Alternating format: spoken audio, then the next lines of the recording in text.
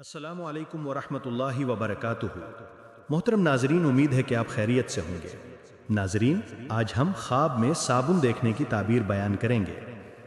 ابن سیرین رحمہ اللہ نے فرمایا ہے کہ اگر کوئی خواب میں دیکھے کہ اپنا کپڑا صابن سے دھوتا ہے، دلیل ہے کہ برے کاموں سے رکے گا، اور اگر خواب میں دیکھے کہ صابن کھایا ہے، دلیل ہے کہ حرام مال کھائے گا، اور اگر دیکھے کہ کسی نے صابن کھانے کے لیے دیا ہے اور اس نے کھایا ہے، دلیل ہے کہ اپنا مال کسی کو کھانے کے لیے دے گا۔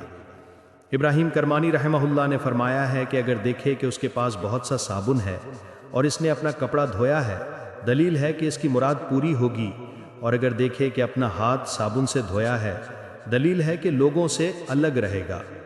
جابر مغربی رحمہ اللہ نے فرمایا ہے کہ خواب میں صابن کا خریدنا فروخت کرنے سے بہتر ہے، اور اگر صابن سفید ہے اور آگ پر خوشبو دیتا ہے تو نہایت عمدہ ہے، اور خواب میں صابن بنانے والا سردار ہے۔